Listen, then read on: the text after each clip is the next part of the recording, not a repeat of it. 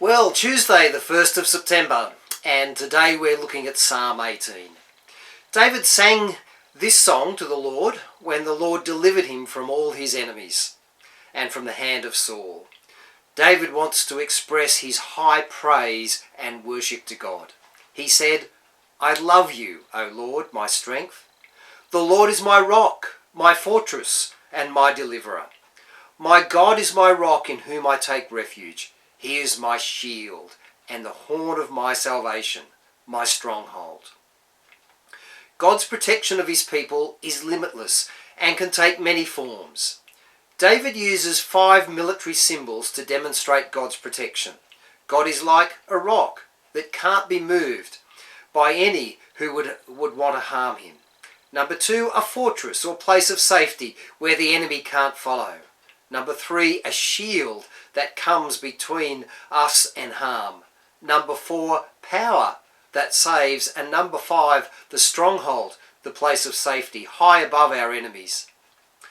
If you need protection, look to God, for God protects us in all of life's circumstances.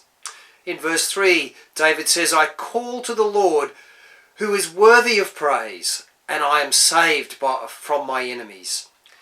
The cords of death entangle me, the torrents of destruction overwhelm me, the cords of the grave coiled around me, the snares of death confronted me. In my distress I called to the Lord, I cried to my God for help, and from his temple he heard my voice. My cry came before him into his ears." God hears our cries for help and he responds. Take this as an encouragement to reach out to God in your need, whatever that need might be. But David describes God in a poetically imaginative way.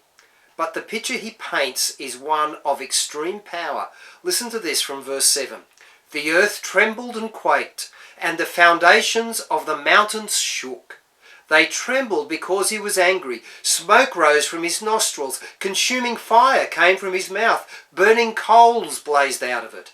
He parted the heavens and came down. Dark clouds were under his feet.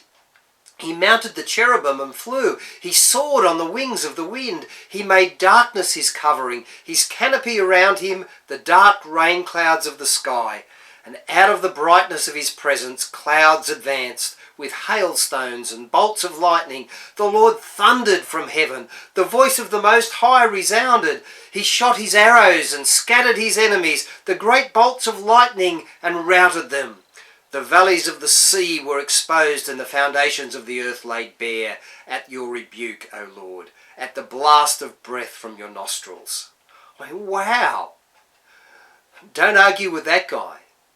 God's power is stronger than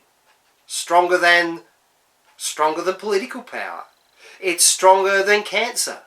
It's stronger than drought. It's stronger than COVID. It's actually stronger than your worst fear. And out of this power comes David's rescue. In verse 16, it says, "He reached down from heaven and took hold of me. He drew me out of deep waters. He rescued me from my powerful enemy, from my foes who were too strong for me. They confronted me on the day of my disaster, but the Lord was my support. He brought me into a spacious place. He rescued me because he delighted in me." And we'll skip down over 27 verses that detail the way God has empowered and equipped David to finish with a cry of victory and praise. In verse 46, "The Lord lives. Praise be to my rock. Exalted be my Saviour. He is the God who avenges me. He subdues nations under me, who saves me from my enemies. He exalted me above my foes. From violent men he rescued me. Therefore I will praise you among the nations, O Lord. I will sing praises to your name. He gives his king great victories. He shows unfailing kindness to his anointed, to David and his descendants forever." We join in that sense of victory that David has, because we too can take our concerns to the Lord, he hears us and will rescue us.